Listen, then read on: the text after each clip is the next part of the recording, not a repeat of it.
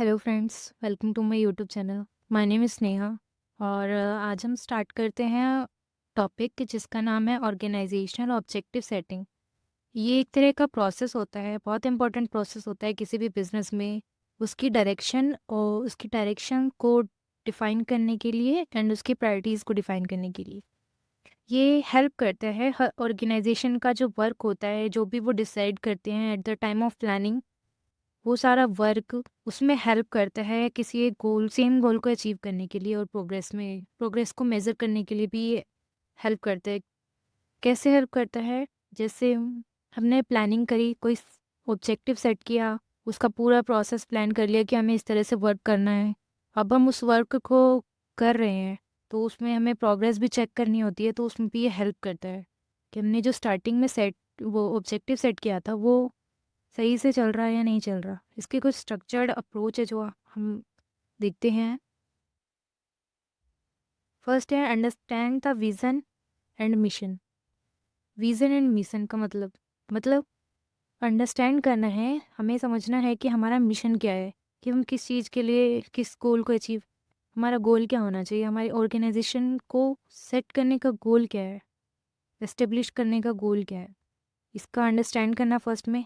Second में analyse करना है करंट सिचुएशन को, कि जो अभी हमारे पास क्या-क्या चीज़ें हैं, हम किस तरह से उसको उस गोल को अचीव कर सकते हैं, उसके लिए एनालाइज़ करते हैं। बहुत सारे वो होते हैं, जैसे सॉट एनालिसिस होता है, जिसके अंदर अंडरस्टैंड करते हैं, देखते हैं कि हमारे ऑर्गेनाइजेशन की परफॉर्मेंस कैसी है, किस तरह से हम उसमें जो प्रॉब्लम्स है उसको डिसॉल्व कर सकते हैं, इन सारी चीज़ों को देखते हैं। फिर उसके बाद स्मार्ट ऑब्जेक्टिव्स को सेट करते हैं, जिससे इस तरह के ऑब्जेक्टिव्स जो हमारे ऑर्गेनाइजेशन में किसी एक गोल को अचीव करने में बहुत ज़्यादा हेल्प करे।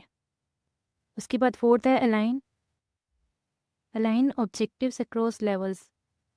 ऑब्जेक्टिव्स को ना एक तरफ से बांट देते हैं, ऑब्जेक्टिव्स दे देते हैं कि इनका ऑब्जेक्टिव्स क्या होगा। जैसे एक इंडिविजुअल का ऑब्जेक्टिव क्या होता है कि किसी एक जो भी वो वर्क कर रहे हैं उसमें बिल्कुल अच्छे से अपना 100% देना। और मैनेजमेंट का वर्क होता है कि वो पूरा पूरा मैनेजमेंट को देख के चले, और जो ऑर्गेनाइजेशन का क्या ऑब्जेक्टिव रहता है, पूरे पूरे ऑर्गेनाइजेशन को एज अ होल लेके चले। ऑब्जेक्टिव्स को बांट दिया जाता है लेवल्स के अक्रॉस।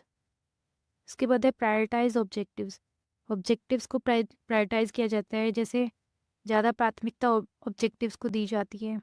सिक्स्थ है डेवलप एक्शन प्लान्स। अब एक्शन प्लान्स को डेवलप किया जाता है, क्योंकि अब हम जैसे प्लानिंग ही करेंगे, उसके बाद उसका कोई एक्शन नहीं लेंगे तो उससे तो कोई फ़ायदा होगा नहीं, इसलिए एक्शन एक्शन करना भी बहुत इंपॉर्टेंट होता है। उसके बाद है मॉनिटर प्रोग्रेस एंड अडेप्ट। अब जो भी हमने प्रोग्रेस वर्क किया है उसको मॉनिटर करना होता है, अगर कोई चेंजेस करने होते हैं तो उसको अडेप्ट करना होता है।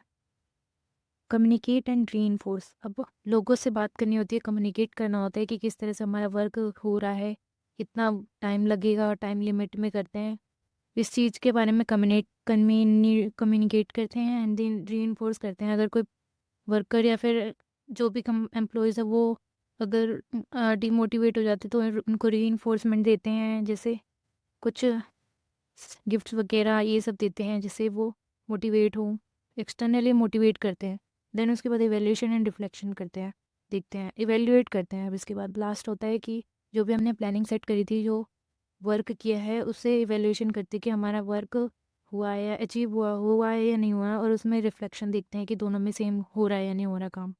तो आज के वीडियो में हमने ये ऑर्गेनाइजेशनल ऑब्जेक्टिव सेटिंग को पढ़ा है, जो कि मैंने इस वीडियो में कवर किया है।